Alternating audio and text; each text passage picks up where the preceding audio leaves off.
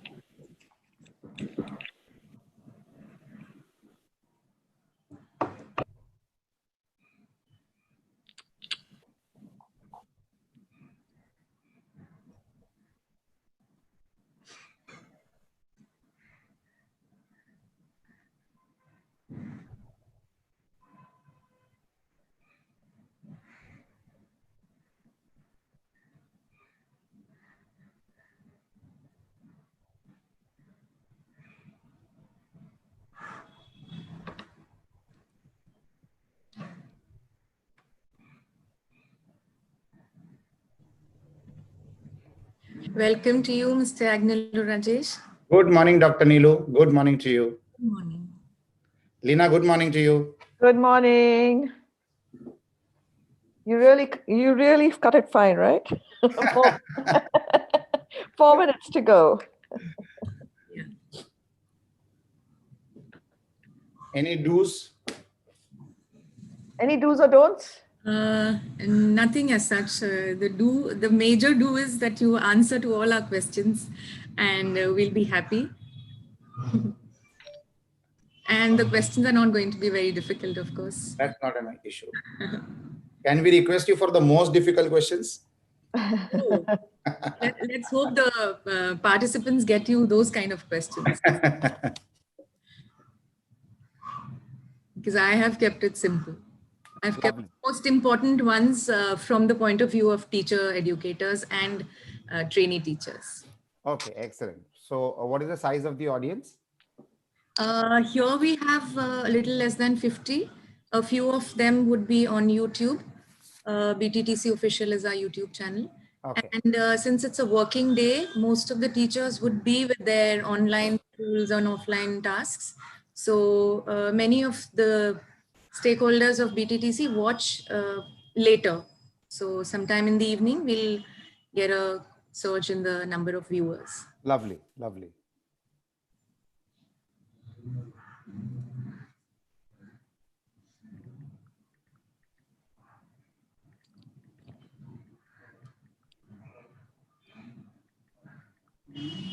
Our students are on internship, so they also, many of them have their own lessons. So we have a few volunteers there. Ah, okay. Excellent.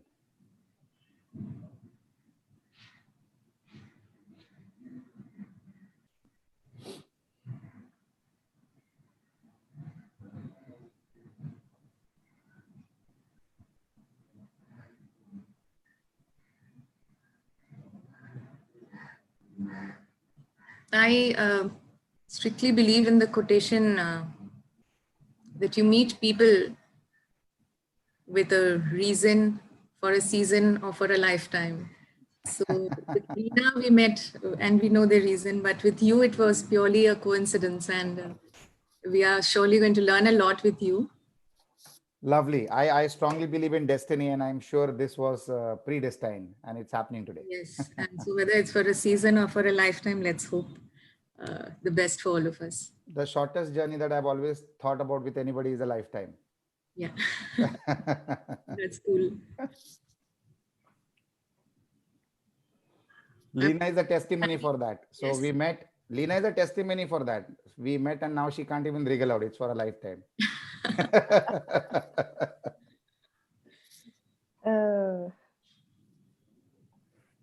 Dr. Bhagwan Bilani is our principal at BTTC. And, Okay. yeah, he'll surely definitely have a face-to-face meeting with you once things are, controlled. Sure, Yes. sure. We shall look forward. We shall look forward.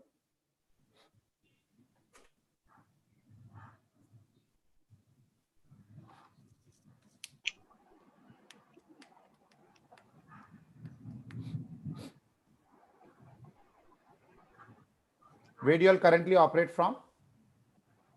Our college is absolutely next to the gateway of India.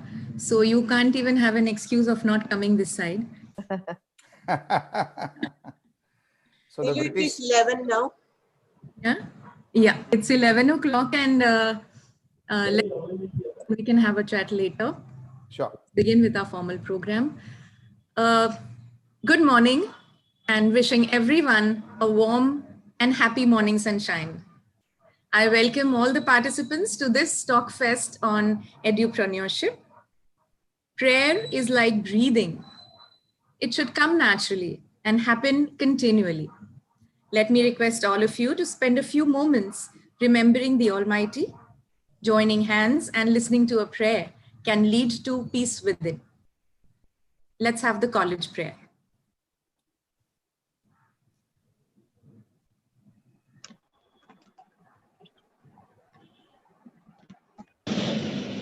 ॐ सर्वे भवन्तु सुखिनः सर्वे सन्तु निरामया सर्वे भद्राणि पश्यन्तु मा कश्चित् दुःखभाग् भवेत् ॐ अस्तो मा सद्गमय तमसो मा ज्योतिर्गमय मृत्योर्मा अमृतं गमय ॐ शान्ति शान्ति शान्तिः.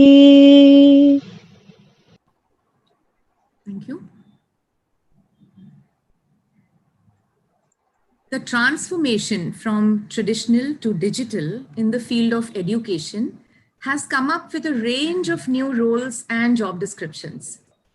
Growth managers, lifelong learning managers, solopreneurs, edupreneurs are just to name a few of them. Edupreneurs are the newest dimension of entrepreneurs in the field of education. The modern society is not just divided into producers and consumers. Since the consumers are the ones who are aware of the requirements and demands in their fields, in many cases, they are the ones who start providing for the masses. So the consumers are becoming the producers to a great extent. The scenario of development of skills is also fast changing. The advancements in the field of education due to digitalization, availability of extensive content all over the internet, and reduction in cost due to self-publication has led to the transformation where technology and related skills and competencies are more in demand after the formal education. The edupreneur is born out of this scenario. Edupreneurship, or rather entrepreneurship as we all know, is business and money generation, but edupreneurship goes beyond that. Communication, ideas generation, reaching out to people through marketing, community development, and networking are just some of the many roles of an edupreneur. There's so much to know about edupreneurship that we have invited today celebrated edupreneurs and author, someone who has eliminated all blocks Om. and has treaded magnificently on the road to success. Miss Lina Ashar. Lina is a teacher at heart and started her career as one in Australia before she came to India. Today, she is one of the most renowned educators and edupreneurs in India. She's the founder of Kangaroo Kids Education that runs Kangaroo Kids preschools and Billabong High International Schools across India, Dubai, Maldives, and Qatar. She's been on a journey of developing child-centric schools and has done that in an outstanding manner. She's supported by parents, education partners, and a fierce team of dedicated, passionate, and determined individuals at the school and central team level. She's also the co-founder of Corroboree, an initiative to maximize the human potential of children. Her career has taken off on an impactful journey in education, the reverberations of which will be seen in generations to come. Such an influential and inspirational leader, rather edupreneur. Let us not waste time and find out from her about her own journey. Also, we will learn from her own experiences the relevant skills and skill sets needed, how to innovate, and more. We also have with us today Lina's partner and another edupreneur. Mr. Agnello Rajesh Ataid is an educationist, author, first generation serial and social entrepreneur, a keen player in the e-commerce sector, and a business investor. He's the co-founder of Corroboree, founder and chairman of St. Agnello's Computers Limited, and the chief mentor and co-founder of Business Opportunities Club, a premium business networking and mentoring platform that helps SMEs and MSMEs scale up to the next level. As a self-made entrepreneur with an inspiring story of passion, self-motivation, and a willpower to succeed, Agnello Rajesh today is a formidable, inspirational speaker and a business strategist and investor, helping next generation entrepreneurs dream big and achieve their goals. Ms. Lina, Mr. Agnello Rajesh, welcome to this platform. And I extend warm greetings for the day on behalf of all of us at BTTC, Team BTTC we call it. And before I pose the first question to you, let me inform all those watching this event on Zoom or live on YouTube that this is a TalkFest and I will take up questions from the participants throughout. So please post the questions that you would like to ask Lina or Mr. Agnello Rajesh in the chat boxes. All right, so let me formally begin with a basic question about our today's TalkFest on edupreneurship. Since this concept is rather new, Miss Lina and Mr. Agnello Rajesh, most of the people have never even heard of the word edupreneurship, which is why many of them have trouble understanding it. Could you throw some light on what exactly is edupreneurship? So, hello, everyone. So happy to be here. So edupreneurship is very simple. I mean, most of us teachers are edupreneurs, even in a classroom. Anyone who's looking to bring any form of innovation or doing things differently in the field of education is an edupreneur. An entrepreneur, over and above that, in the way it's sort of seen in an economic and in a business sense, is somebody who's generating business activity using education in the intersection of, what's going on. And most entrepreneurs are looking to make an impactful, scalable, and sustainable change in the way, we look at education. All right. So the number of people getting involved in the sector of education is now multiplying. So which was initially restricted to a trust of people on an NGO kind of a format, and the constitution of the country also does not permit profitability into education, is now changing across the world, including India. It's become a very high-paced, globally competitive space in the edupreneurship, and we are seeing a lot of reforms happening where a lot of convergence has happened between technology and the conventional knowledge of education as far as curriculum is concerned. The opportunities are opening up, and people consciously are today looking at edupreneurship, the education sector for entrepreneurship in a very aggressive way. The beneficiary is going to be student at large. So every student is going to be benefiting because a lot of intelligence is now additionally pouring into this particular sector, and we will see plenty of opportunities coming through. I feel that today competition is not between the skill sets of two people, the skill sets of two products, two companies, or two countries, but it's the skill set of two human beings. So you are having a global citizen operating out in the world today. For that, the skill sets have to be really of a very high degree, not restricted only to the curriculum taught in schools and colleges. So the demands of the students by the force of nature is going to be a globally competitive citizen, for which a lot of education is required beyond the examinations and beyond the skills which are currently taught. Edupreneurship is the additional skill sets which is stepping in large numbers and very fast, very, very fast. Suddenly we can see a form of education which is uniform globally, and people are embarking on that. So edupreneurs are not necessarily only restricted to teaching or teachers, but edupreneurs are people who are putting all the infrastructure and the ecosystem in place and offering it to the student. So it is innovation, it is convergence of technology and conventional knowledge and educational curriculum. It is identifying new opportunities of education. It is adding to the skill sets of existing methods of teaching. So it's going to be a completely different platform altogether in this country, in India. And India being the youngest country in the world, the manpower of India is going to support the growth of the rest of the world. With the youngest population in the world is looking towards strong services and intellect support like they've always done. Like every developed country in the world and every developed corporate in the world has progressed with the inputs and contributions of Indians, which once upon a time used to be called as brain drain, where people used to migrate. But today, thanks to technology, that is not required. And the number of students who are going to be getting trained on global skills is going to be very, very high. And that's purely happening and will happen because of the increasing momentum of edupreneurship.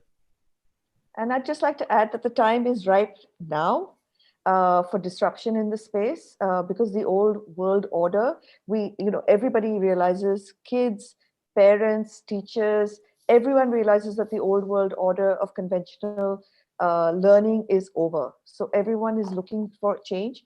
And I think, this time of COVID has only, been a catalyst to that change. But the time is right now for anyone, whether you're just in the area of investing, but I'm speaking purely to teachers right now, so that you teachers, think innovatively, think differently. Each one of you has got the potential to be an entrepreneur. So the skill sets are being developed. Brain drain is not happening in that proportion that it used to happen. And of course, Indians have realized that there is a need for change. So, there's something that I always read and follow. You don't learn to follow your dreams by following rules. We learn by doing and falling over. And that's why they say that you should try. So having the skill sets and realizing that there is a need to change, people should try. They should try to create. They should try to innovate in their own fields with passion. Opportunities knock at our doors. We can only inspire people to open the door and grab the opportunity. what else would you add here to push people towards following those dreams and making that change which is really required happen and become an edupreneur or an entrepreneur? How would you advise people that, yes, it is important and you should take that opportunity? So the first thing is, I wouldn't advise anyone to do anything, in the sense that you have to have some internal drive that seeks to solve something, or change something, or create an impact in some area. It's not for everyone. If you are somebody who only wants to play safe, if you're somebody who doesn't have the yearning to keep learning and growing and expanding yourself, then perhaps edupreneurship is not for you. An edupreneur will have to be always learning, always driving, and always looking at things differently. So, Dr. Neelu, from the moment I became a teacher, I started in the classroom. So I was teaching in Australia. That was my first classroom that I taught in. And, I was looking at, how do I engage students in a more engaging way, in a deeper way. And largely I was in a low socioeconomic school, area where my school was. And I had a lot of boys in my classroom, and I'm teaching literature. So, you've got 18-year-old strapping tall lads who come from low socioeconomic households, very many separated households. How do you engage these boys in literature? That's where the first question came from. And that's when I started my whole instructional design process, before instructional design became a thing. We didn't even have to do lesson plans in those days. But I realized that to engage these boys in poetry, in literature, I'd have to do something that was different.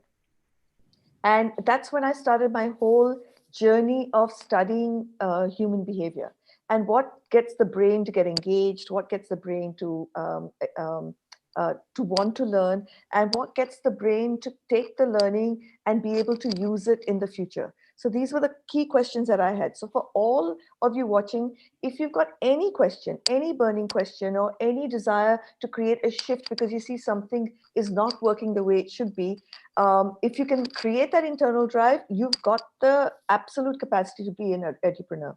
You need a growth mindset, so you need to keep on wanting to learn, and you have to have the ability to not want to be safe all the time. Because if you're somebody who likes being in the comfort zone, and most human brains love being in the comfort zone, but that's not for an edupreneur, because you have to keep on stretching yourself and keep on expanding and keep on learning. I know all of you teachers have gone to to college to learn how to be teachers, but the way that things are changing in the world outside, the amount we start knowing about the way the brain functions, about human behavior, and as Agnila Rajesh said, the whole convergence is going to be with technology.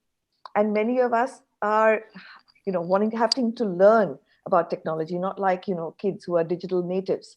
So these are some things that, you need to think about, that do you have the capacity to keep on learning and growing and challenging the status quo?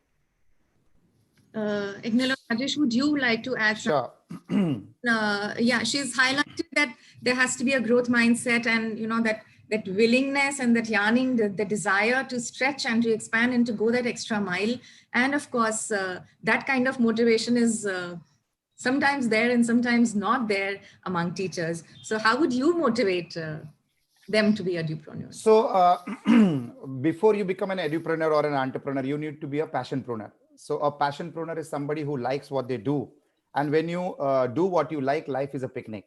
Once you understand your passion, if it is to create an impact through education, you can definitely become an edupreneur. The myth of having capital to start a business is not true anymore.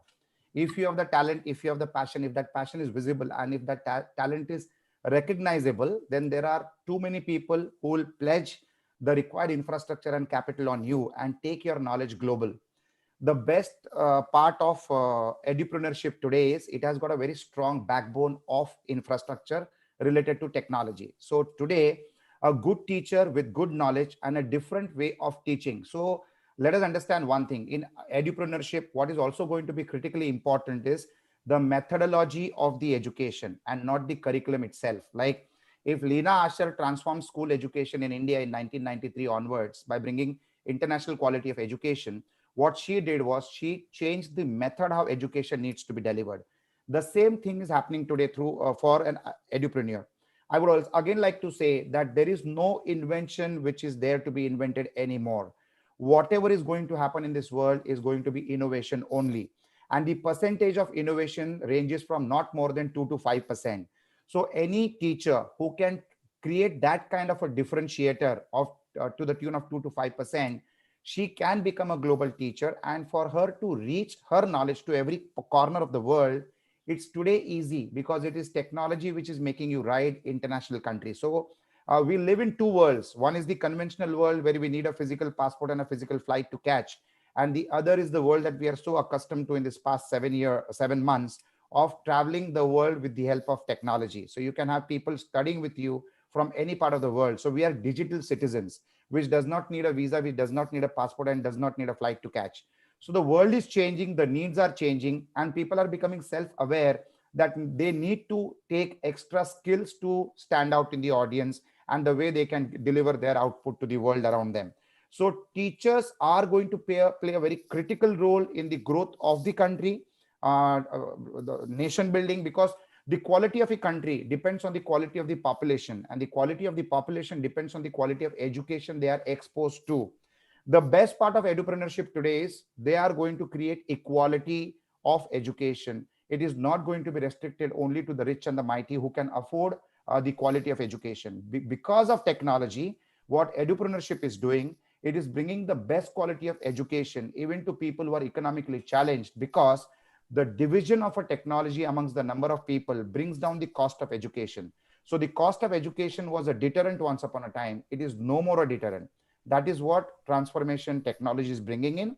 And the edupreneurs are today, their biggest role that they are playing is they are bringing quality education to every possible student who has the earning to learn. If he wants to learn, there is a course available at the cost that he can afford. Also, a lot of initiatives are being taken in this world. So where there is a student who wants to study, there is a teacher who wants to teach. The student does not have even the nominal fees to pay the teacher. So there is a third party who funds the education of the student. Okay. So there are a lot of organizations like this, and there are concepts which even me and Lina are going to be embarking upon, wherein we'll be driving a concept called each one, teach one, each one, reach one. Okay. So if each one of us takes the responsibility of educating one student for 1,000 rupees a year or 2,000 rupees a year, which is possible because of technology, the world will be a changed place. And India is the fastest developing country in the world. The only element that it needs to have in the right proportion is the quality of education. And that is what edupreneurship is doing. It is reducing the gap of the people who were till yesterday restricted to take education because of the cost of education. So I think there is a lot of scope there. So for all you teachers watching, there's another thing I want you to think about.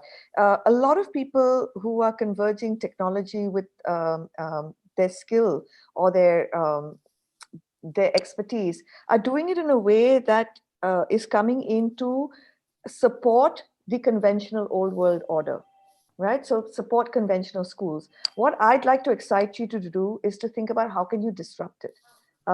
Because only when you disrupt it can you actually get, as Rajesh was talking about, you can get equitable education across the country. So for teachers watching, I'd like you to go and visit something called Singularity University and look at the Ds of the digital age. So it's digitized, it's disrupted, it's democratized, which means it gets to all the kids across.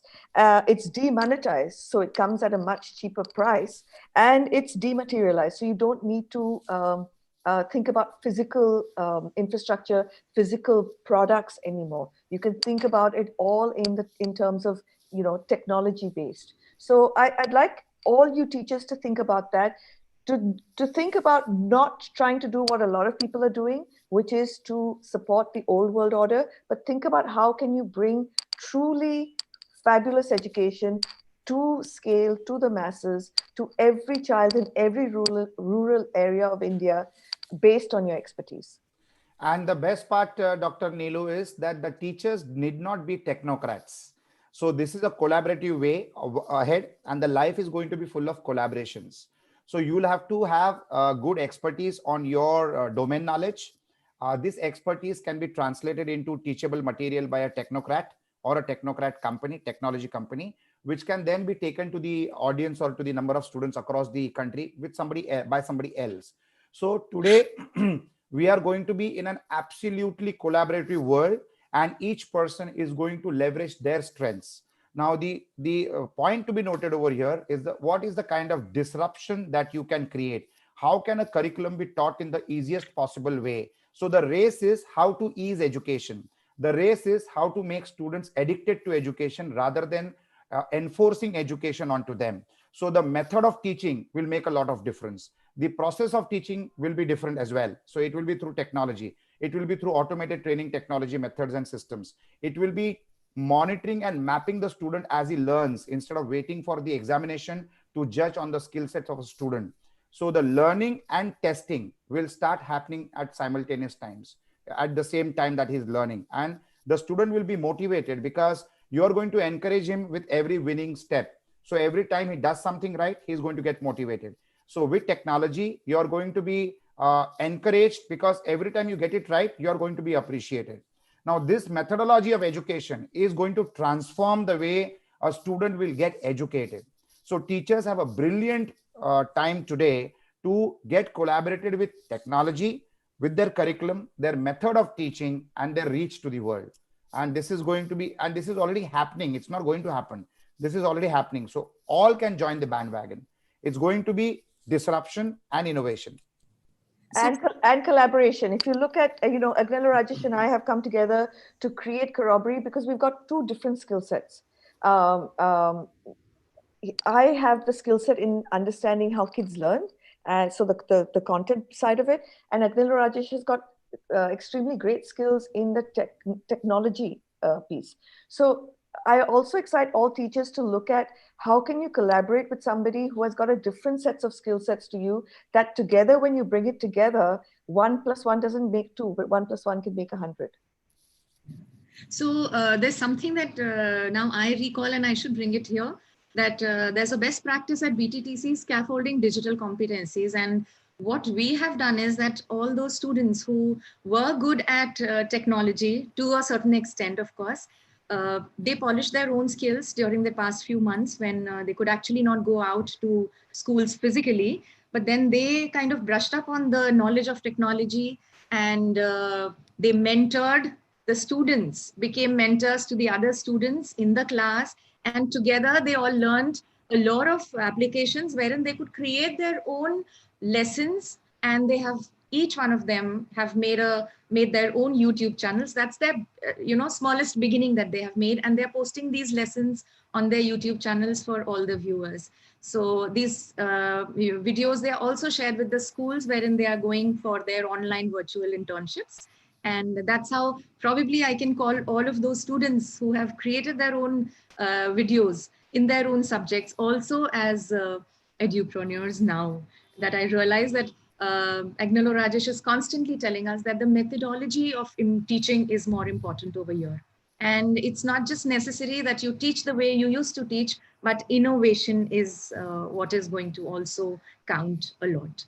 So is it right if I say that there's this shift from entrepreneurship to innovation, or how is entrepreneurship or edupreneurship and innovation linked? What is the connect between both of them? So innovation is an integral part of entrepreneurship as well as edupreneurship, and it is happening because there is innovation. Otherwise, the same conventional method was ongoing for the last so many centuries, and it could have gone on for the next many centuries.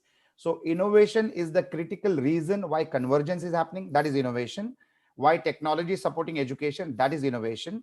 And there are so many methodologies which are happening, which is nothing but innovation. Otherwise, we were always restricted to a classroom and a pre-printed textbook where there was no correlation between the teacher and the textbook, which is pre-printed without her knowledge also. So she has to just teach what comes to her in the form of a textbook. Today, a teacher has the complete freedom to create her own examples. When she is teaching, she can definitely refer to the textbook as well, which is printed by the especially government controlled establishments in education. She has to complete that syllabus as per what's printed in the textbooks, but she can always teach with her own examples, her own methodology, and her own method of explaining a particular concept or a subject. So there is a lot of freedom today, and teachers are getting very innovative these days. The success of a student depends on the way the teacher is also teaching that student. And that excites the student to learn it better. If a student understands it easily, he becomes a more interested student. The inner motivation of a student is critically important to become a good student. And that definitely depends a lot on the way he's exposed to the education that he's taking.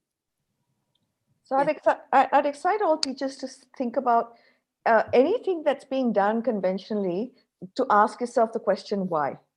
You know, Yes. That's possibly how I started my journey. From why in India do we call people sir and ma'am? You know, even that was a question to me. And then when you go through that why and you answer the why, and you keep on asking why till you get to the last answer, you then say, okay, does this require to be changed, or is it great surviving the way it is? So in my schools, for example, because for me, the word sir and ma'am does something to students. It makes the principal or the teacher an authority, and it makes the student subservient. So I wanted to shift that balance. So my kids call me Miss Lina. They call the principals Miss whatever their name is, or Mrs. whatever the name is, and you'd see a shift in children now no longer looking at teachers and principals as authority figures. And that was really, really important to do, because if you have to be inner motivated, you first need to see yourself as valuable. And the minute you minimize yourself, the minute you maximize somebody else, you minimize yourself. So just like that, there are many, many questions we should be constantly asking why. So take any conventional thing we're doing, any old way we're doing something, and ask why. And if you can change it, if you can innovate it to something else, then that's something that I would urge all teachers to think about, constantly. That's the way we can actually drive change and propel it in a much faster way. All right. Yes, I get that. But there's just this one very small doubt that I get in my mind when you say that the students are calling the teachers by their names, or maybe Miss Lina, Miss Neelu. Don't you think that there'll be this little divide between these schools and the rest of India? Because still, or whether you would want me to say it like that, okay, there is a need to change it India-wide, or maybe something of that sort should be brought up in the national education policy. And maybe that could be solved. So there's one thing. There's a few ways to drive change, right?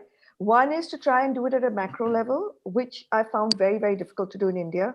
I met Kapil Sibal. I went and presented to NCERT as to why we need to change the methodology, why we need to think of a lot of things that are today in the national education policy.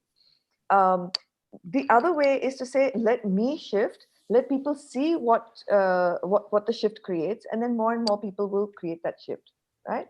And it takes time. But today, if I speak to, we've got 71 teachers here. If I speak to these 71 teachers, hopefully maybe I can inspire them when they go into classrooms not to be called ma'am. Right? And then we create a ripple effect. We never underestimate the power, like the Dalai Lama said, never underestimate the power of a single person. If you underestimate that, just try sleeping in a room with a mosquito. You're not so small and insignificant. You have the capacity to bite.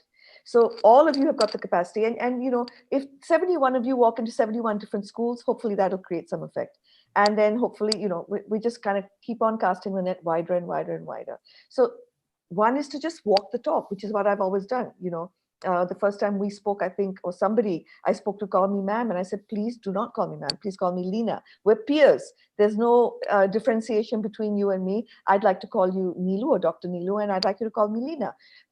That is required if we actually want kids to feel that they've got agency, that they've got voice, that they've got some control and power over the direction of their lives.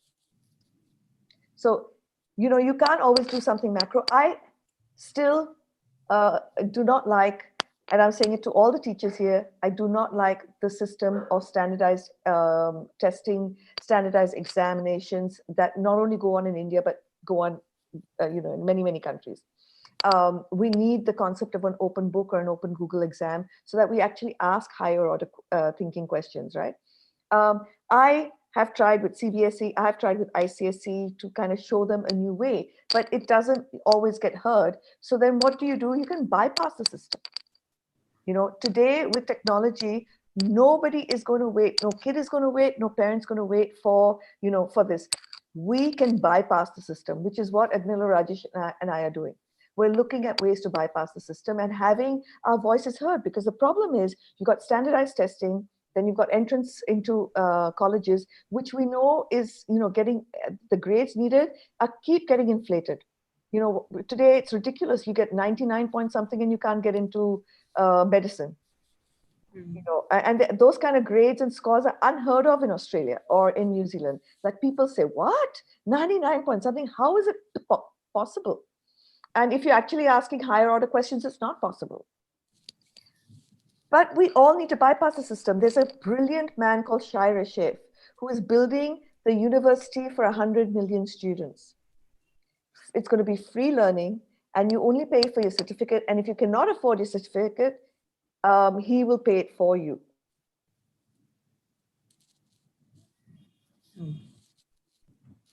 So all these are the new ways and methods on how the world is changing. There are a couple of questions in the chat box. I think Lina is stuck with her technology. There are a couple of questions in the chat box, Dr. Neelu, if you can address that. So there's this one question wherein, let me just check. Yeah. What are the essential skills needed by a prospective learner to become a successful edupreneur? Yes.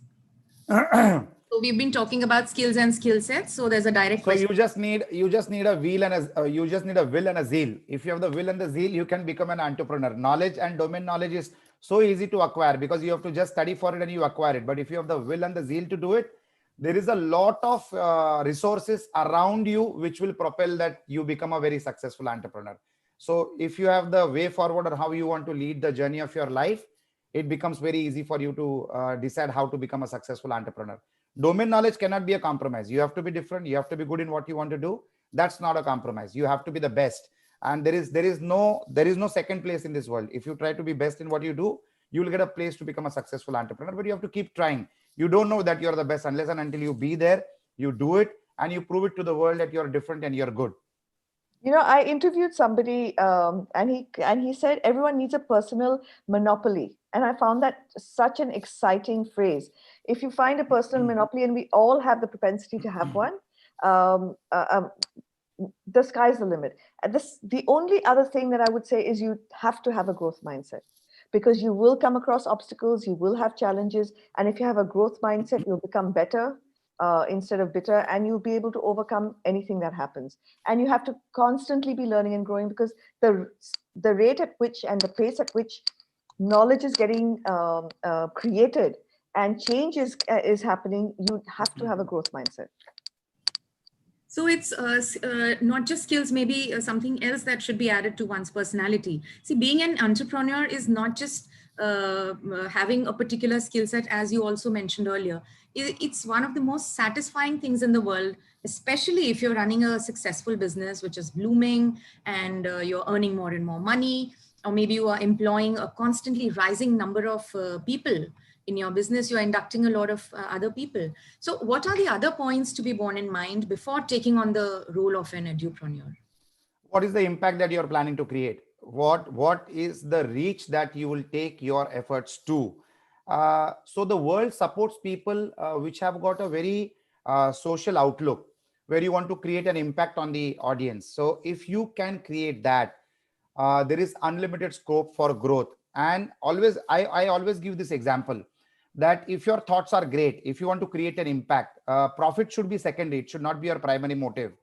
But if you have good skill sets, innovation in place, skill sets in place, and if you want to become successful, you just have to make your thoughts known to the world, and they will propel your growth forward. It's just like catching a local train in Mumbai. To catch a local train in Mumbai, if you see the crowd, you will feel that you have to be an Arnold to get into the train. But That's not the case. You just go and place yourself in the crowd.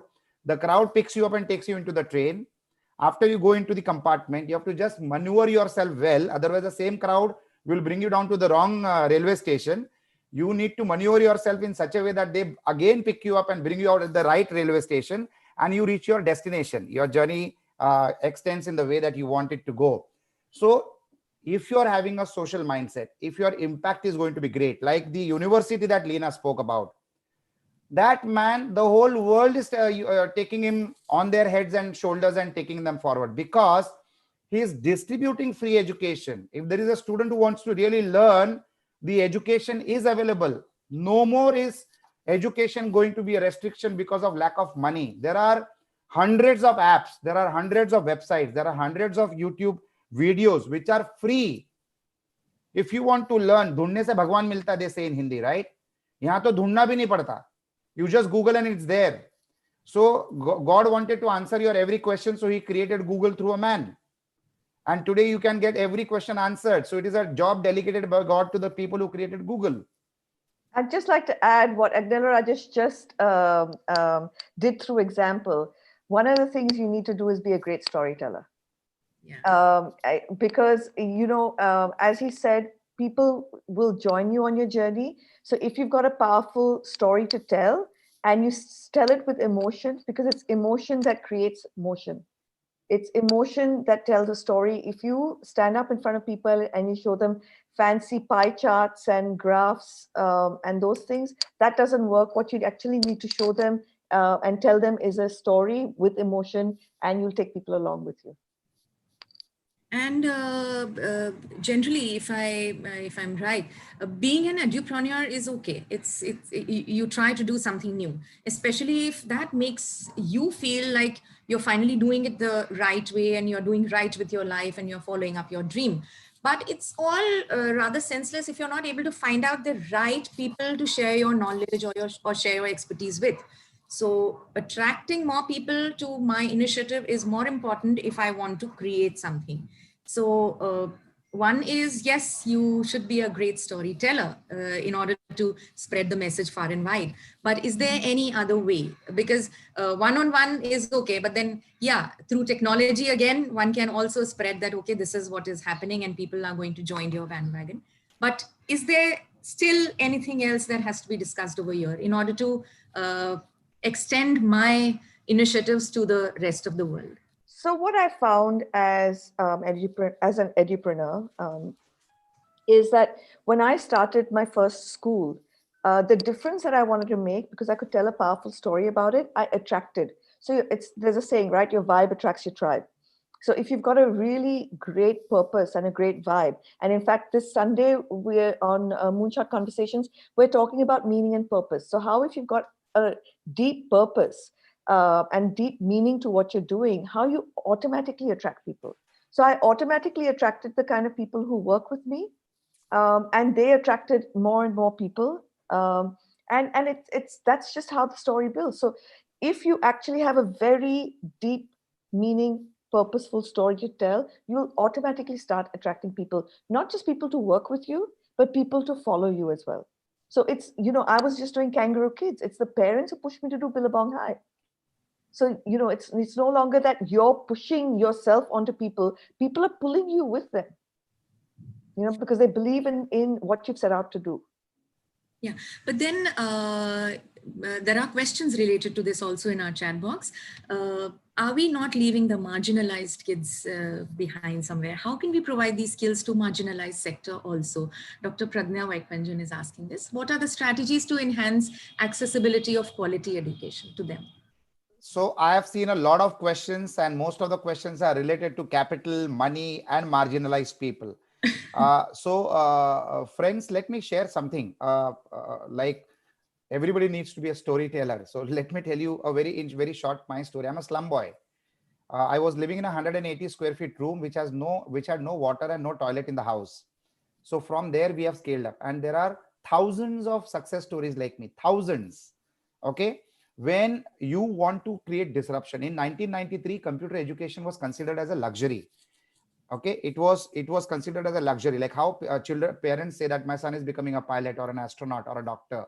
In 1993, the status symbol used to be my son is learning computers. That used to be the case. So we brought computer education within the reach of a common man. We trained 450,000 students, which not only transformed those students, but transformed the whole economical status of their family. Because information technology in those days created what even a doctor could not do.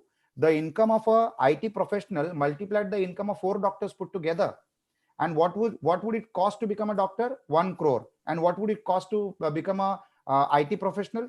We started at 3,500. Courses at low as 1,500 rupees. So a boy who started with 3,500 could earn in a span of 10 years the revenues of 4 doctors put together.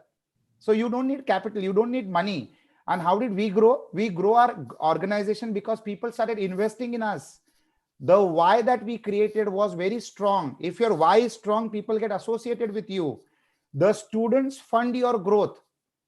The first center of ours, when I started with 1 computer with 32,000 rupees, 25,000 rupees was a loan out of that. 7,000 rupees was the money that I had saved by being a door-to-door salesman. I have sold clothes, cosmetics, pile chappal, Venky's chicken, freezer mats, door-to-door, gone door-to-door. There are people who bang their door on my face. There are people who not only open their doors, but open their hearts out. There are people who bought because they needed it. There are people who bought because even when they didn't need it, because they knew that the profit that this boy would make would support his education. The world is full of love. The world is full of emotions. Your why needs to be bold. Your why needs to be doing good to the world. So with computer education, in 4.5 lakh students, we would have trained 90,000 students without money. And can you know what had happened? The students who learned without money in our establishments are the students who subsequently funded the education of others. And these are the students who are today making lakhs of rupees, but they have a very social outlook towards life because they got the education at no cost. So today they fund education for the others who can't afford it. It's a chain reaction. I know a doctor, Dr. Nilo. He's a Kapol. Kapol is a community amongst Gujaratis. He didn't have money because he and me were a guest in an event. And I was shocked when he explained what he told me. He had gone as a free student to US because the community contributed funds for his education. He went to the US, he qualified. And when I met him 12 years back or 15 years back, when I had met him in that event, you know how he repays his debt to the organization? He donates. At that point of time, he was donating 15 crores per year for educating other students. So that is the chain reaction that gets created. So for all the questions that people have posed, money is never a deterrent. Your will is and your why is. If your why is strong, if your purpose is stronger than the profits in mind, you will be a big winner. If your profits is bigger than the purpose in mind, you will still win, but it will be a small game. So is there also the answer to the question that Dr. Meenakshi has posted for you? As edupreneurs, how do you create a niche and differentiate yourself from the crowd? And though the second part of her question is, how do you work on your brand building? So Lina can start and then I can add to it. I have content for that as well. Can you ask the question again? I think Okay. How do you create a niche and differentiate yourself from the crowd as an entrepreneur, as an edupreneur? So as I said, you have to find some personal monopoly, right? So that is what is. So when I was a teacher in Australia, I realized my strength is in knowing how to engage students. I use that to create an instructional design system that is the backbone of Kangaroo Kids and Billabong High. Now, how do you create a brand? You actually you create a story. You create a why and you create a story around that, and that becomes your brand. If you look at any brands that sell, they don't sell a product or a service. They sell a story, they sell emotion. Whether you look at brands that sell cars, or they're not selling you the car, they're selling you what you will feel like if you had that car. What will you feel like if you wear those clothes? What will you feel like if you use that product? Right? What will you become if you use those things? So basically just two things. As Agnella Rajesh said, your why has to be really powerful, and your your story has to be full of emotion, full of impact. And as you said, honestly speaking, that when your intent is correct, everything else aligns. We do a lot of conversations, Agnella Rajesh and I, on Sundays at 5 o'clock, every Sunday at 5 o'clock, on Moonshot Conversations on Facebook. Every single episode is taking either a sort of mind habit you will need, a success mind habit you'll need to be an entrepreneur, or to just create the best version of yourself. And certain concepts, like with this, this week we're actually speaking about why meaning and purpose is so important to the storyteller. So it's basically your why. If your why is great, and anyone can find a personal monopoly. You just have to think deeply to either when you were a child or what your key interests are, and base your personal monopoly on that. And of course, social impact of your brand also should be. Yes. Especially in education, you have to be socially impactful for anyone to follow your why.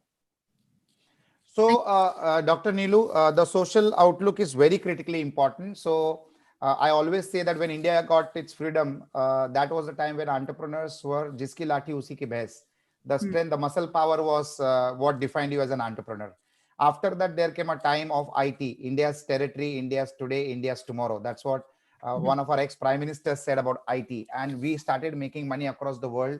Indians started becoming wealthy on the power of their brains. Now is the era where you need to be a social entrepreneur, where your brains and your heart needs to have a direct connect.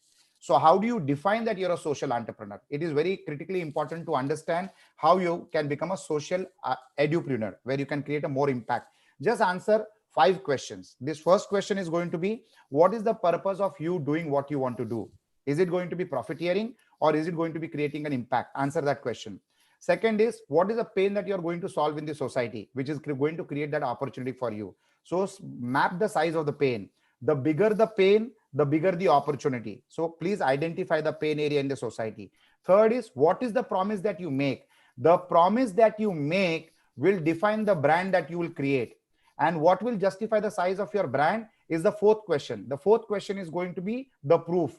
What is the proof that the promise that you made has been delivered? So these 4 questions are critical: your pain, your purpose, your promise, and the proof that you show to the people. When you show the proof, you become a solid, rock solid brand. And when you do good to the people, people speak it out in the world. And today it's free because of technology.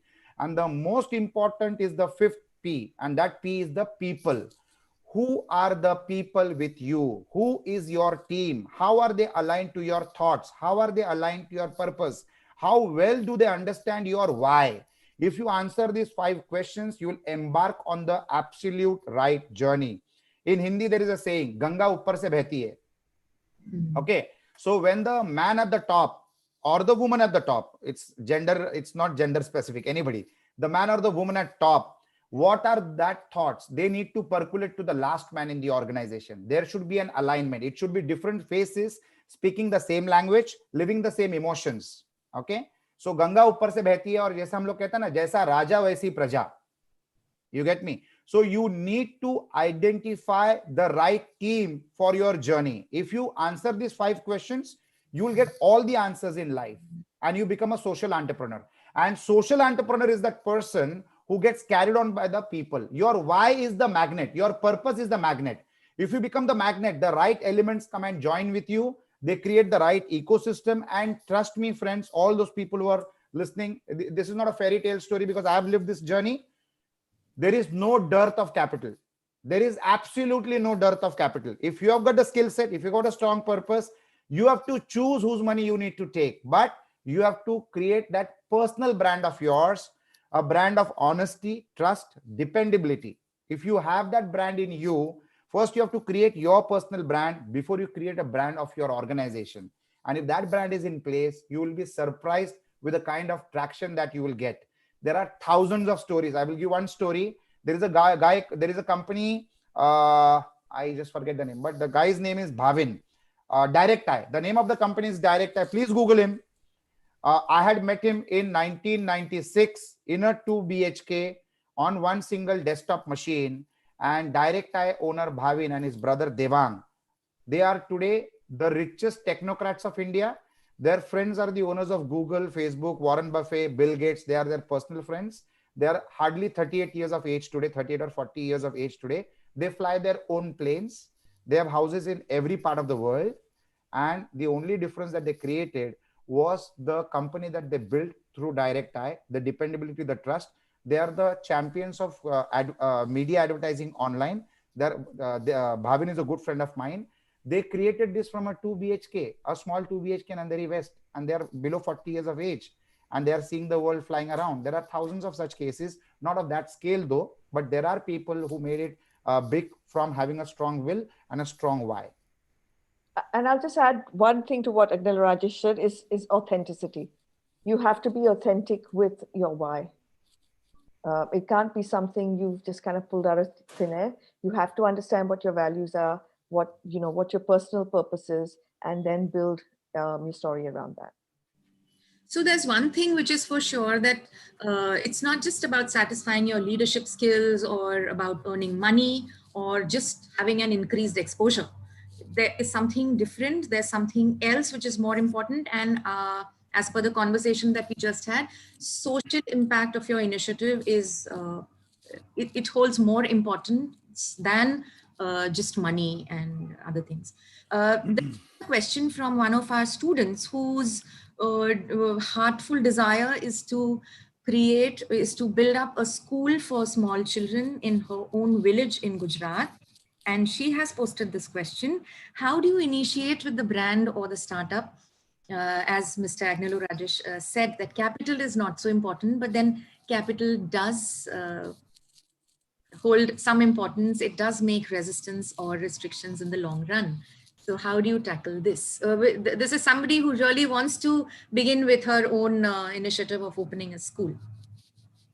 I will start with a tree school, a tree which I didn't plant but has grown and blossomed. All villages in India are known for tree schools, where the students gather below a tree and there is a teacher teaching them.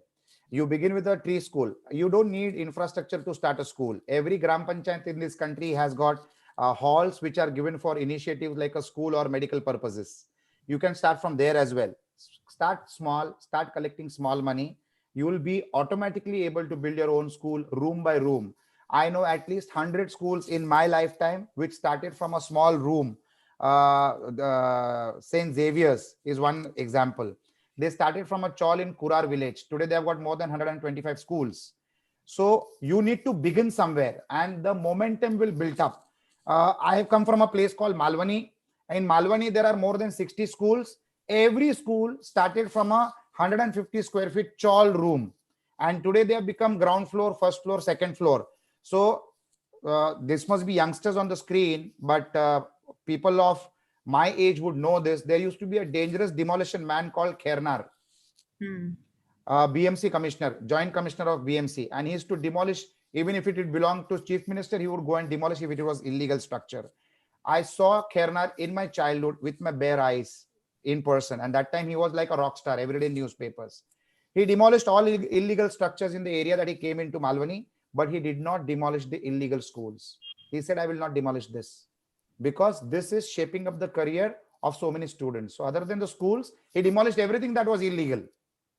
Okay. So if you want to start a school, if your will is strong, please, there is nothing in life called if I have money, I'll start a school. If I build a room, I'll start a school. If I will get a school building, I'll start a school. If I'll get capital, I'll start a school. No, start below a tree, start in the Gram Panchayat office. Gram Panchayat offices in villages are allowed for medical and educational purposes. Where there is a will, there is a way. And friends, please remember, after every night, there is a day. So true. You can also you can borrow money from friends, family, whoever. If you've got a great story to tell, you can get money from a foundation. And if you've just got a great idea, even, just ask someone to have use of their, living room or bedroom for the day and just start with 5 kids. I mean, you have to start somewhere. If you have a brilliant idea, if you have got brilliant idea, which is disruptive in nature, Lina is there. I am there. Corroboree is there. We will take you to the globe. We will take you to every part of the world. You need to have a striking idea with proof of concept and success in place, which you have to create on your own in whatever scale it is. The sample can be very small. The sample can be 50 students. But if we have the confidence of depth in your idea, we will take you places. Don't worry. And don't think of problems, think of possibilities, right? Yes. So I started in 600 square feet space. I started Kangaroo Kids in 600 square feet of space. Yeah. Kangaroo Kids now has 150 schools. Yes. Right. So don't think of problems, think of possibilities. Solutions. So, yeah. So when I started my first Billabong High, I started in a small residential complex. So I didn't think of the problem is it's really small to be a school. I thought of possibilities. Can it be a boutique school? What can be the differentiators? How can I still attract people to it? Right. So there's always going to be two ways to think. Are you a victim or you're a victor? Are you thinking of problems? Are you thinking of possibilities? When something happens, are you going to be bitter or are you going to be better? These are real ways of thinking. You know, Agnella Rajesh and I did one episode on optimistic mindset. And I will tell you that every thought you think changes the structure of your brain. So start thinking thoughts about possibilities. Dr. Bhagwan Balani sir has a question. Yes, sir. I have been enjoying the interaction, and it's highly philosophical in nature. And if you look at ground realities are concerned, we have seen a very significant change at the grassroots level also. There are many more examples and stories which you already shared. Now, organizations like us are highly involved in grooming the prospective teachers. And we have been doing a lot during pandemic time, and our students have excelled in the technology and all those things. But as far as the formal training in edupreneurship is concerned, we are looking very badly to have resources, experts, material. So we would love to start either a certificate course, diploma program, postgraduate diploma program, or even a UG and PG program, especially on entrepreneurship or edupreneurship. So how can you help us, guide us, so that we can start giving formal education as far as social entrepreneurship is concerned, edupreneurship is concerned, or anything which is the need of the hour? We would love to take it up under the banner of New University, HSS University, Mumbai. So we want concrete ideas, action plan from your side. We need your help very badly. So how you can help us? Please share some of the ideas, and later on we can take it up at one-to-one level. Thank you being there, blessing BTTC through digital film. I'm very happy to have you both of social entrepreneurs, and even I also share the same passion with both of you, because I'm also I'm a product of from a very small village. 2,500 was the population, and I'm brought up in a very small house where 4 brothers and sisters were there, and I had to travel a lot from Gujarat to Maharashtra, and many more stories are there. And one of the physically challenged person who motivated me in my life, he was Dhirubhai Dobaria. He was the registrar of Saurashtra University, and he used to run Gujarat Brotherhood. And he was the role model for me in those years. And I started thinking, if a disabled person can do a lot of work for the welfare of the society, why we cannot? So all those thoughts, experiences has really motivated me to take up the things at BTTC. And I believe that we have got the potential to contribute the most. I'm looking forward to association of persons like you who are really motivating all of us. Thank you. Agnella Rajesh, can we commit to building a course for them? 100%. Not only building a course for them, but handholding them on every step of the operations. Not a problem at all. Thank you, sir. Not a problem at all. That was so nice of both of you. That was supposed to be my last question, sir. That how is it possible that 2 edupreneurs can collaborate with a small college, a teacher training college, BTTC? And yes, you've asked it at the right moment. Thank you. Yes, I have a couple of more questions before we wind up.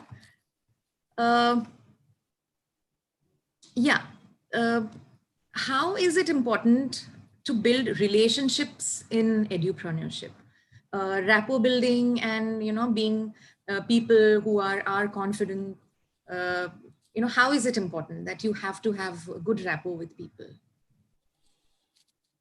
Well, you have to have a good rapport with people, because to take people with you, you've got to have the ability to sell them a story, or convince them of your story and take them with you. I mean, it seems like a non-starter question to me, because without relationships, you've got nothing. Like Rajesh? So, yeah, so relationship is the most important aspect of life. It is the strongest ship man can ever build is a relationship. That is the strongest ship. You can reach anywhere. Like they say that there is a 6 degree of separation if you want to meet the president of United States of America, or a 6 degree of separation if you want to meet the prime minister of India. Just 6 degrees.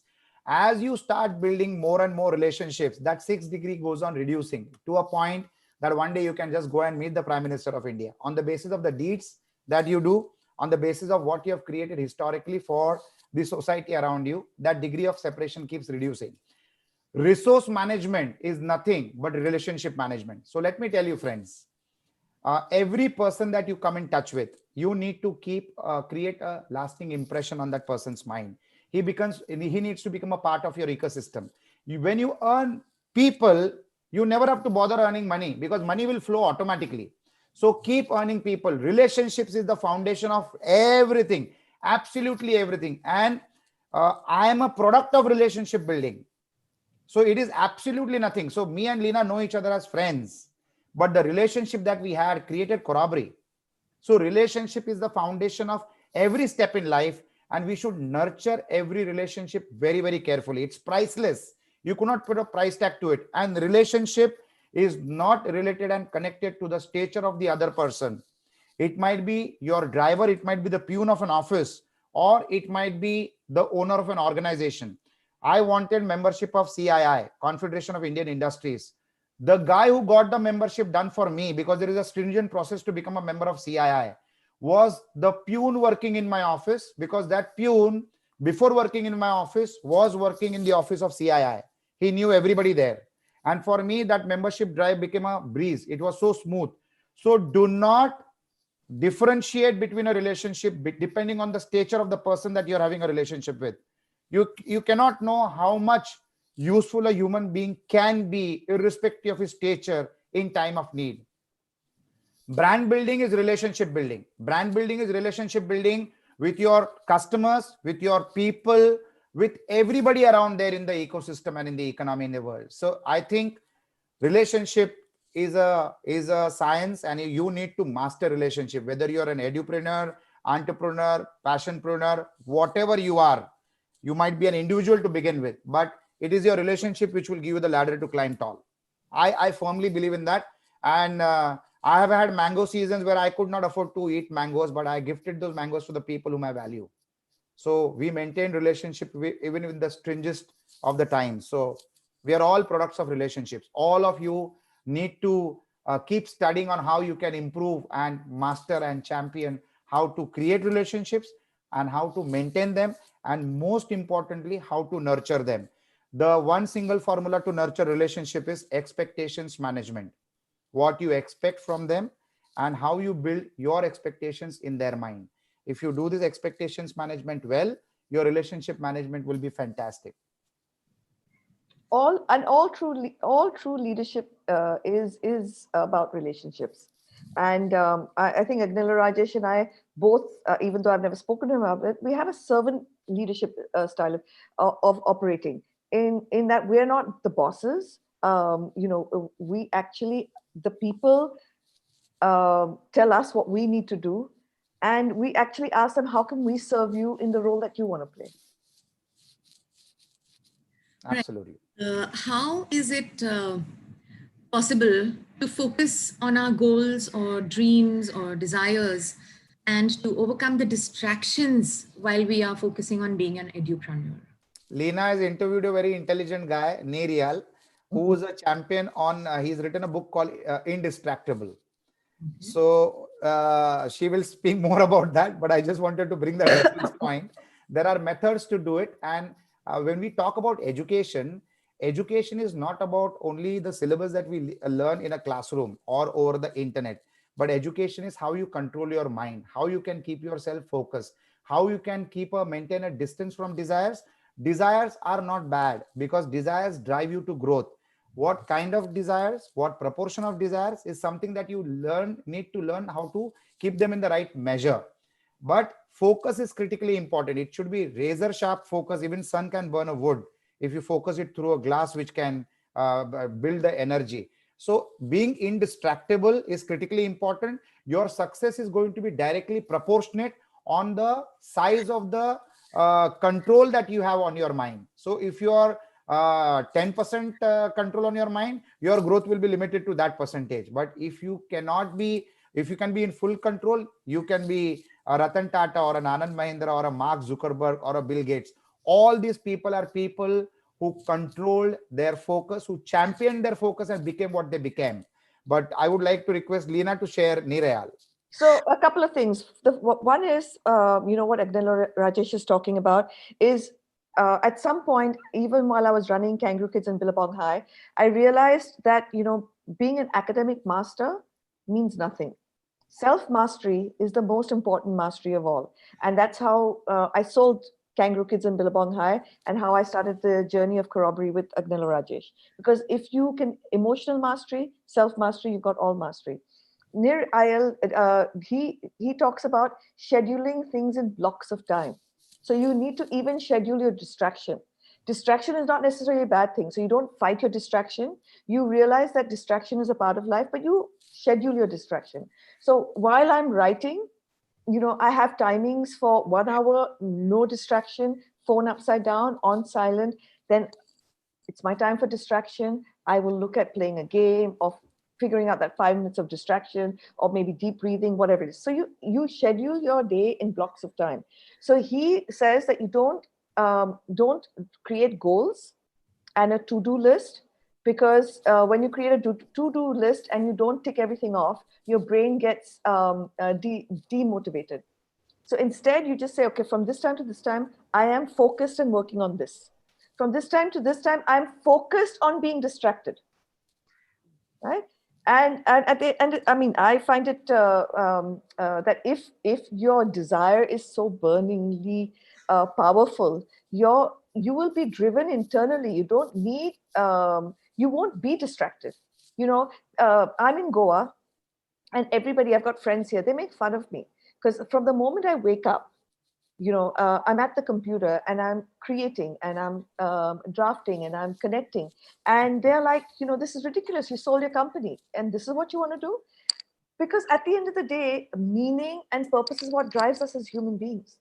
We're all born to create impact. We all want to have written on our tombstones that the world is a little different because we were in it. That's an innate need of mankind. So if you have that innate need, if you can just connect with it and you can figure out what you're motivated by, you won't need to be driven from externally. You'll be driven internally. Unfortunately, our schools have always used extrinsic motivators to motivate us, whether it's grades, it's being on the list, it's an accolade, it's the report card, and therefore we've got used to this. And the science shows it's like being on drugs. The more extrinsically motivated you get used to being, the less intrinsically motivated you are. And the more extrinsically motivated you are, the more and more you need it to feel the same amount of satisfaction. So once you've gotten used to this amount, you need more and you need more. There's no end to it. So you need to learn to figure out intrinsically what's going to drive you, what are your motivators, and how do you control yourself? So we've done lots of moonshot conversations around this. And Agnel Rajesh spoke about the 6 degrees of separation. You teachers here will have heard of Angela Lee Duckworth. You may have heard of Nir Ayal. Seth Godin. I'm interviewing all these people for our corroboree site. There's literally nobody in the world you can't connect with today, thanks to technology. It's not like I knew all these people. It's not like I'm a superhero so that they're all willing to do interviews with me. I have courage, conviction, and communication. I send a simple communication message about my why, my purpose of why I want to speak with them. I have the courage to send that email. Will every email be responded to with a positive? No. But the more and more positives I have in my bag, the more and more people say yes. So there's absolutely, if you've got the gumption to do something, there's an absolute way. So yes, technology does play a very big role, but there's this question from Dr. Manisha Tyagi. Is it so important that what are the softwares one should know in order to be an edupreneur? Or is there some formulated something that, okay, yes, you must know all these in order to excel? Before Rajesh speaks, I'd just like to excite you all to do something. Instead of saying but, having a sentence and saying but, the minute you say but, you've switched off your brain. Right? I'm talking from a neuroscience point of view. So if we can all get that word but out of our conversation, Agnella Rajesh just guided me on not saying not. And as I reflected on it, I said, yes, I'm doing, but, not, all these negative words actually work on our mind differently. So if I could excite you into saying, have a sentence and what do we need to do? Then that works with the brain very differently. So I would say you don't need to know anything. You need to understand what your personal monopoly is and find somebody else who has a personal monopoly. So my personal monopoly is I've done so many hours of neuroscience and behavioral science and energy science study. And then I don't know anything about technology. And then I found somebody like Agnella Rajesh, whose personal monopoly is technology and understanding amplification of messages, etc., etc. You come together, magic happens. But he'll tell you if he has any other point of view on what technologies you need. So when people ask me, do you like to read books? I said, no, I don't like to read books. I like to read people who have read a lot of books. So if Lina Ashar has done 40,000 hours of learning in the last 27 years, spending 3 hours with Lina Ashar on a conversation is so much of teaching to me that it looks like I have taken that 40,000 hours training myself. So you need to learn shortcuts in life. There is nothing that you need to know. Only you need to. So I'm more than a technocrat. I'm a strategist. Okay, I can structure a format. Even technology is not important. You need to identify people who know good technology. So I drive people who have got great technology knowledge. You need to understand what you want. You need to understand what path I want to take. With whatever speed I drive in the direction of Virar, Churchgate is not going to come. Even if I drive at 500 kilometers an hour, Churchgate is not going to come. So you need to know your direction. You need to know the vehicle that you can take. Like, for example, if me and Lina are working together, she knows I'm good with technology. That's what I did 27 years with St. Angelo's Computer Education. I knew technology. But personally, I might not be a technocrat. I don't do programming myself. I don't know social media structuring myself. I know how to use those tools, but I'm not an expert on that. But I can definitely give guidance to the experts on what they need to do because they don't know that. We need to guide them that. So you don't need to be a technocrat. You need to be good in what you are doing. There are a lot of resources who are experts in their domain knowledges. You have to just join the dots. Like Steve Jobs said, life is all about joining the dots backwards and creating the dots forwards. You just need to connect the dots and create a beautiful sequence of achieving the why that you have created. So please, there is nothing, no ifs and buts in life. Embark on the journey. Once you know where you want to reach, what is your destination, and what is the direction that will take you to that destination. And there are too many people with skill sets who will keep joining with you along the way. It's easy. It's not difficult at all.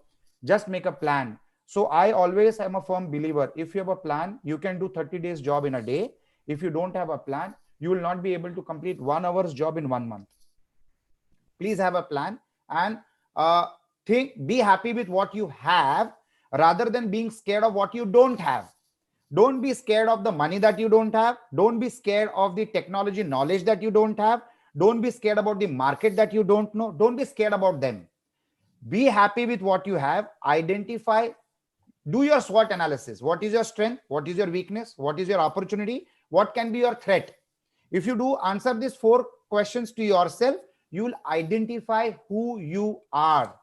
Once you identify who you are, make a plan of who can be a part of your journey. There are 2 people who can be a part of your journey. The people you know and the people who you know, but they don't know you.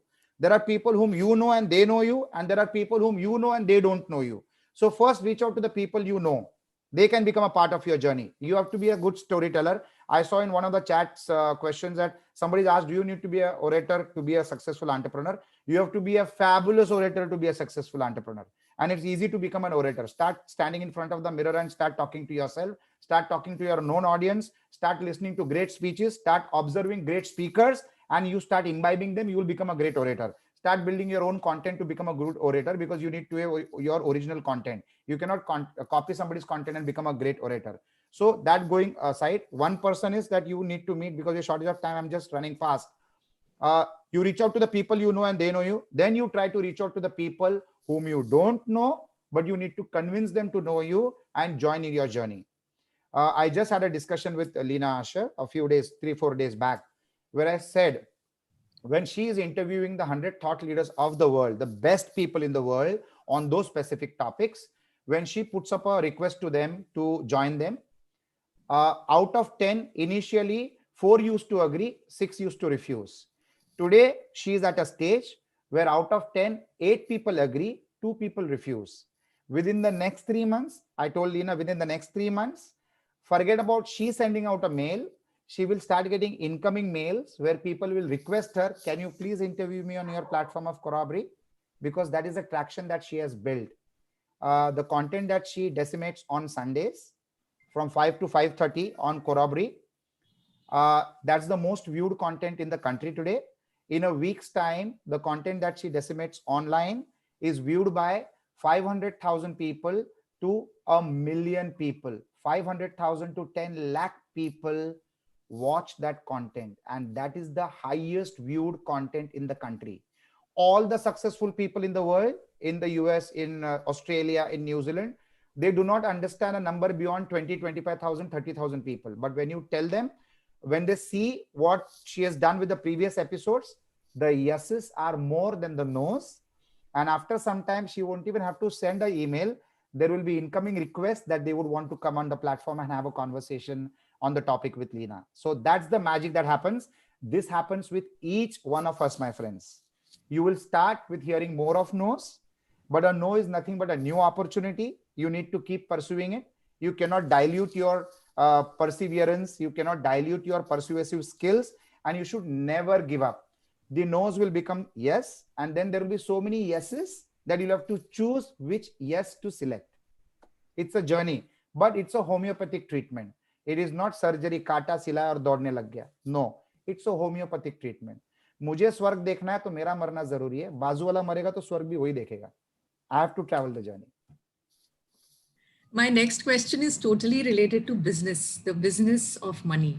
There's this one concept of buy one, get one free, the discounts offered, freebies, generally in business and promotion. You know what I'm pointing. So does Edupreneur also have anything of that sort in mind, or does this concept work in the field of education, and how? 100%, 100%. Even for an Edupreneur, all the successful Edupreneur platforms, tech-based education platforms, they first get the student with a hook of a free course. That's the process. You get the hook of a free course, then you do the second course by paying a small amount. Then you want to be more progressive in that subject, so you pay the full fees and you become a full student. That is step one, where you buy course by course. Step two is there are people who give subscription models.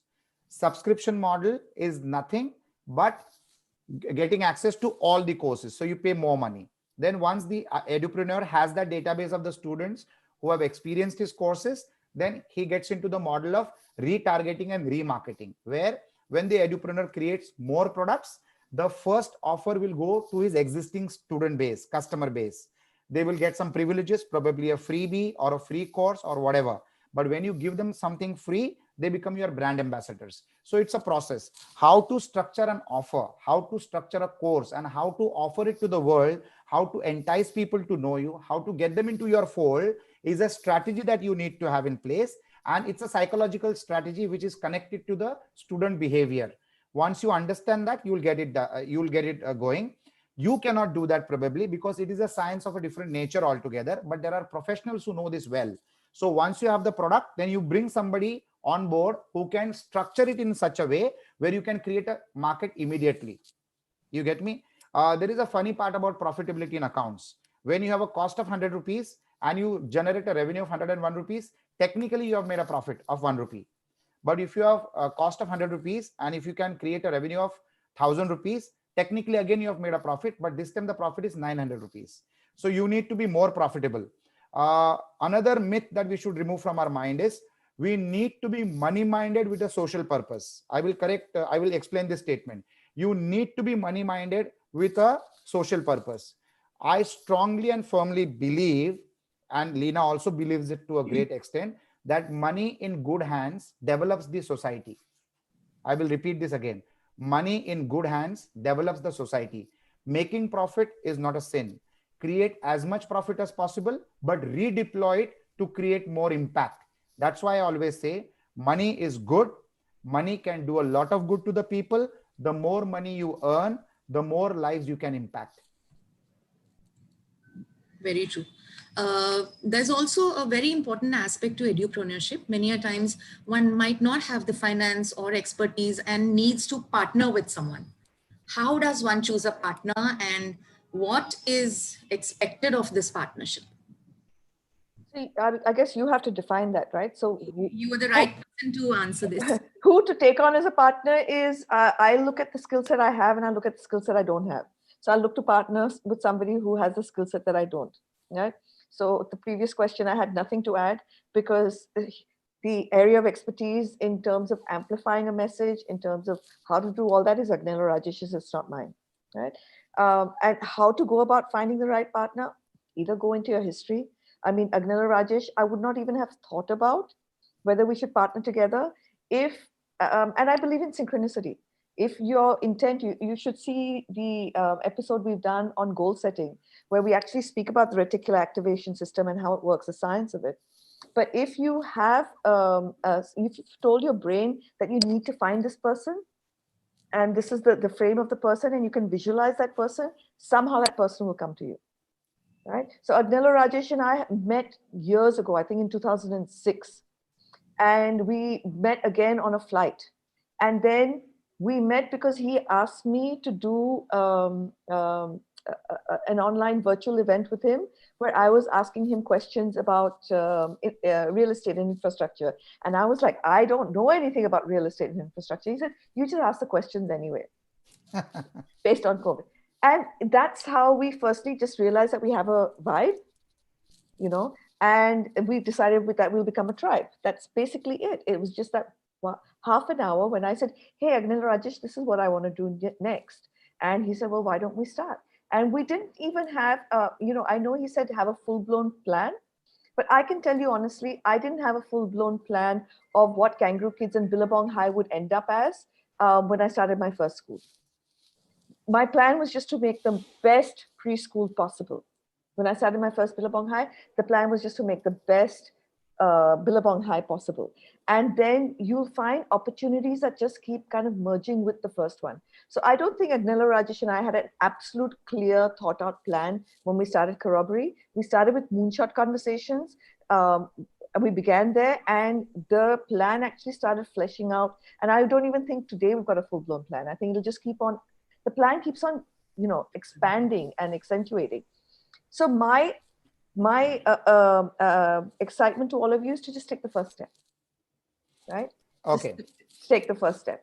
I mean, you'll have some semblance of a plan, but your subconscious will keep on throwing additional things to the plan as you go along. But take the first step. The first step doesn't have to be, I want to own, I think we ended up, Kangaroo Kids and Billabong ended up with 170 schools. I don't think I ever had that plan when I started the first school. I mean, I can tell you for sure I didn't have that plan. You can start, you know, your personal plan. My personal plan when I was a teacher in Australia was to be the best teacher in that school.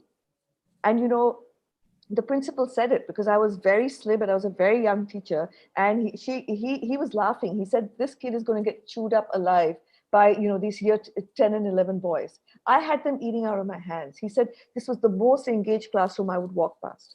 You have a personal plan. And my personal plan was just to be the best teacher in that school. Along the way, I learned so many things. My plan was to build the first best preschool. Then my plan was to build the first best high school. Then my plan changed.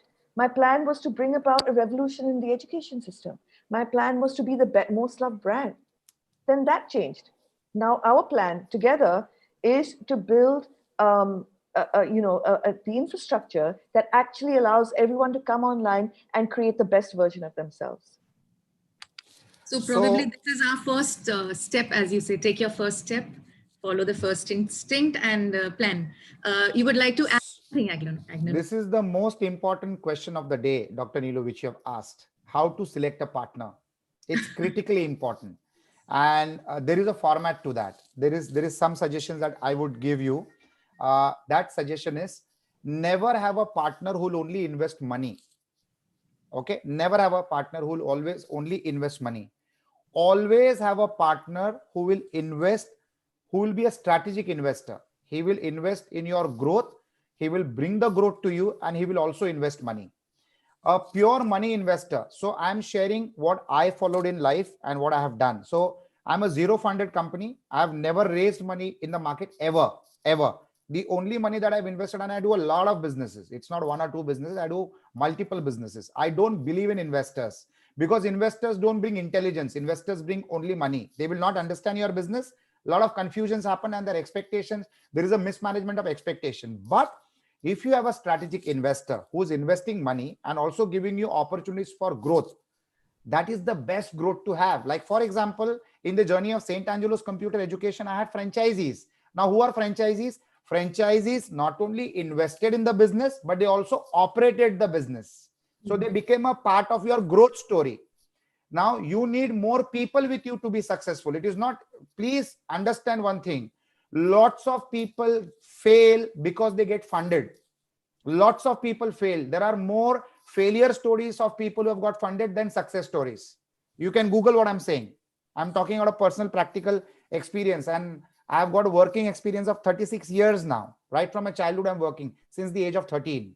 So always have a partner who's a strategic investor. He will invest money into the business, and he will also side by side work with you for your growth.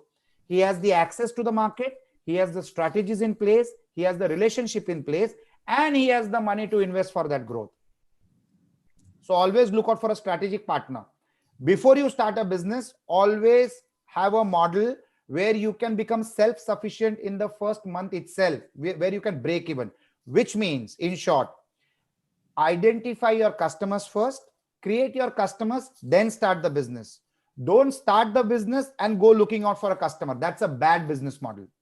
The best business model to have is become an employee of a company where you become the most outstanding employee, and then you can become a partner in that organization.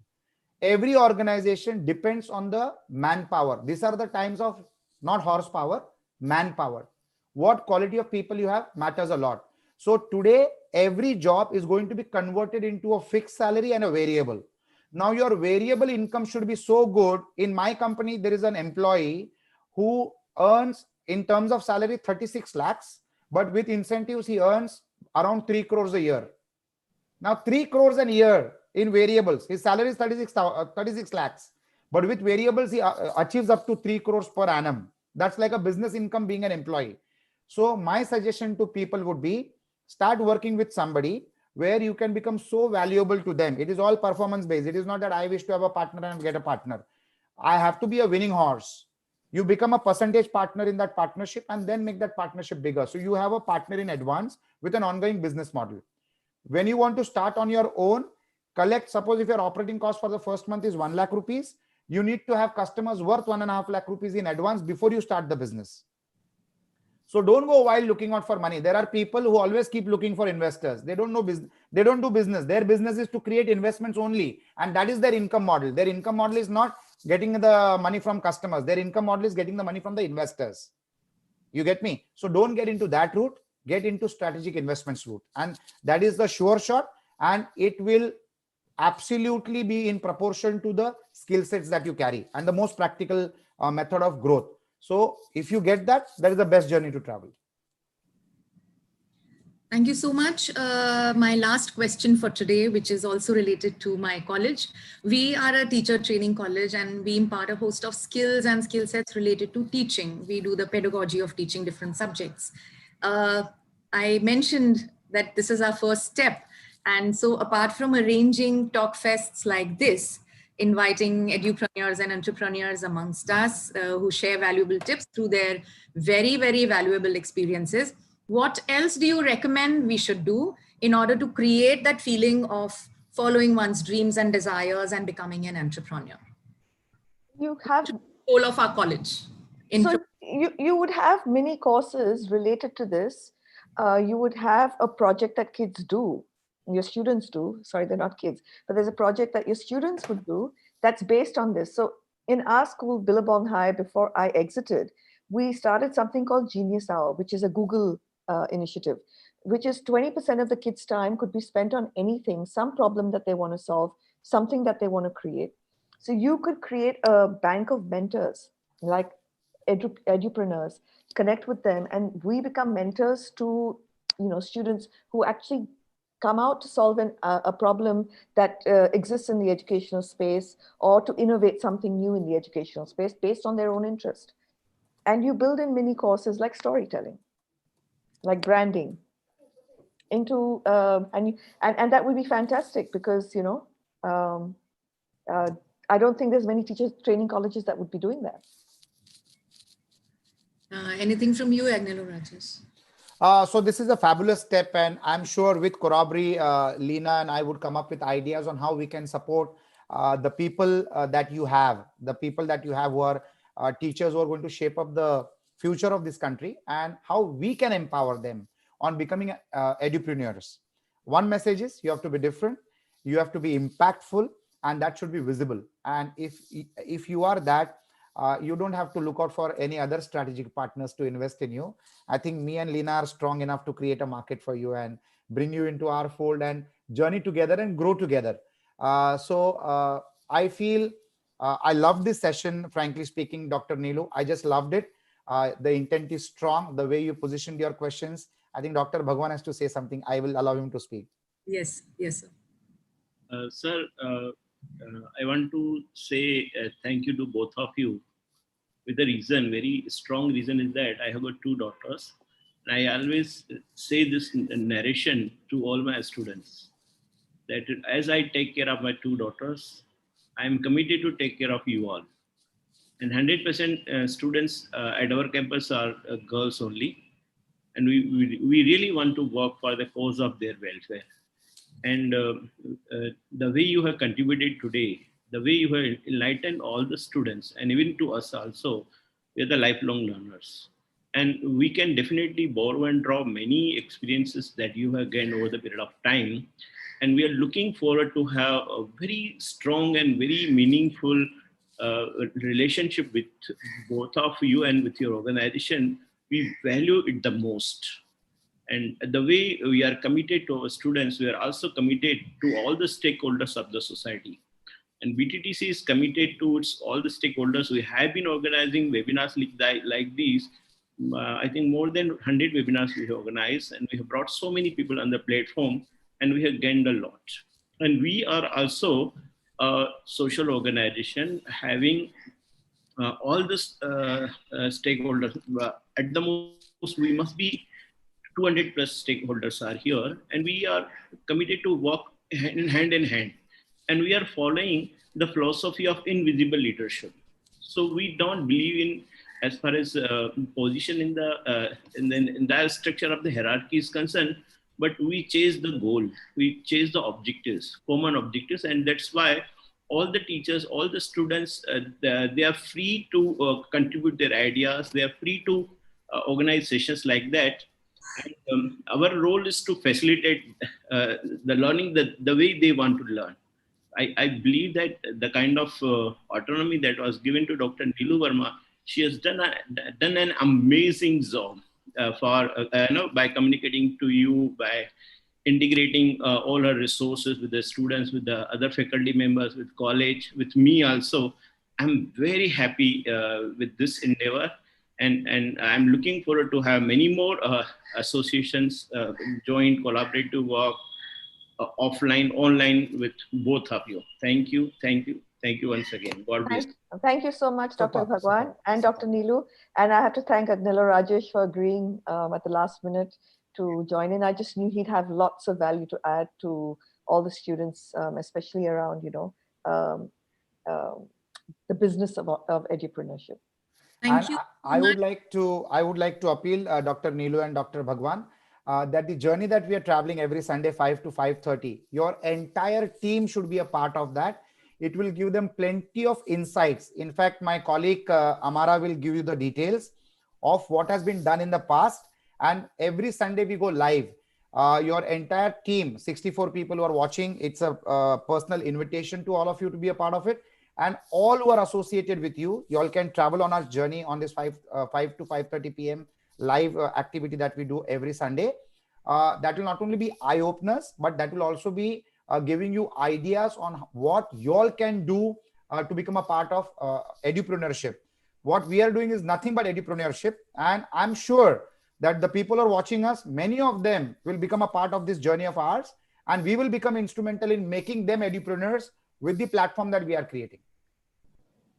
So it's an open offer to all of them. And just to add to that, they can watch the backdated courses as well. And there are journals with every single episode that we have. They're self-reflection journals that will add a lot of value to all the teachers who are watching. Thank you for that super session, an amazing session with two entrepreneurs we just always heard about. Today we are with you, we heard from you, and there was a lot of learning, and it was such a nice pleasure talking to both of you. Thank you for being on this show without a personal invite from me or Dr. Balani, and coming to our program. Thank you so much, Mr. Agnello Rajesh, to you too. And I know you both are so busy, but then still you've given us almost 2 hours of from your busy schedule. Thank you. For a formal vote of thanks, let me invite Miss Jacinta, a student from the second year of B.Ed. Thank you so much, Dr. Neelu ma'am. Gratitude is the wellspring of our lives. So on behalf of BTTC family, I take this privilege to express my heartfelt gratitude to our esteemed and renowned speakers of the day, Ms. Lina Ashar ma'am and Mr. Agnello Rajesh Atayat sir, for being so passionate and sparkling our minds on the topic edupreneurship. As Ms. Lina Ashar took us to the heights of how we need to have an inner drive and a yearning to be a difference with innovative and collaborative skill sets, as you beautifully expressed, that we need to be a good storyteller with emotions to create an impact, scheduling our distractions to be an effective edupreneur. As Dr. Abdul Kalam says, the task of a leader is to get his people from where they are to where they have not been. And this is very true of you, Ms. Lina ma'am, as you have enkindled a zeal in us to be thinkers, innovators, problem solvers, and to orchestrate experiences through your passion and words of wisdom.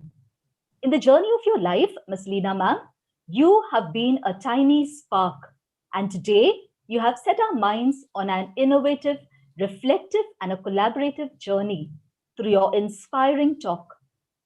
Dear Lina ma'am, we could see the passion and confidence through your talk, where you guided us on having various possibilities in life.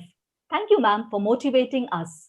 We pray that God's bountiful blessings always accompany you in every adventure of your life. As there's a saying, success is like a train.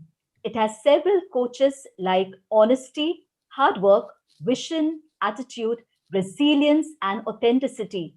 But you need to lead them with the engine of confidence. Thank you, Mr. Agnello Rajesh sir, for inspiring us with your confidence that we need to be passionpreneurs as digital citizens with innovative skill set in a globally competitive world. Yes, sir, you have challenged us to have a powerful will, zeal, and a why to be the best and give our best to the world. Thank you for inspiring us that we need to make a chain reaction and build relationship to be effective. We pray that you continue to prosper in your life, being a ray of hope and bringing fortune in many lives. Thank you, Mr. Agnello Rajesh, sir. A token of my sincere appreciation and heartfelt gratitude to Dr. Neelu Verma ma'am for moderating today's webinar so diligently and enthusiastically and imprinting a heartprint in our lives. You were so resourceful, ma'am, in asking very informative questions. Thank you so much, Dr. Neelu ma'am. As it is rightly said, a grateful heart is a joyful heart. Life is traveled only once. Today's moments becomes tomorrow's memories. And so, my heartfelt gratitude to our respected principal, Dr. Bhagwan Balani sir, for bestowing upon us so many opportunities to learn, grow, glow, and prosper in our lives. Thank you, sir, for your constant guidance and encouragement to our BTTC family. Every plant needs water and manure to make it bear fruit in abundance. So my sincere gratitude to our Vice Principal, Dr. Mandeep Kochar ma'am, and to all my respected teachers of Bombay Teachers Training College for gracefully journeying along with us and paving our path for our future fortune. And to you, my lovely, beloved audience, thanks for your valuable presence. May we all continue sharing positive vibes of today's webinar of being effective edupreneurs to all who come in the circle of our lives. Thank you and God bless. Jacinta. We shall all rise. Let me also thank the audience from YouTube. They also have words of appreciation for the session for both of you, Ms. Lina and Mr. Agnello Rajesh. Snikda Kadam says it was an enriching session. Swati Ahir says it was a very important and enriching session. Dhanashri Tarte also mentions the same. Dr. Giselle D'Souza says it was a very enlightening and an empowering session. A nice learning experience as per Ms. Meenakshi. Those of our stakeholders who heard you live, they have words of appreciation. I'm sure in my next email to you, both of you, I'll share what the others also had to say. Thank you so much from my side. Yes, Jacinta. We shall all rise for our for the national anthem.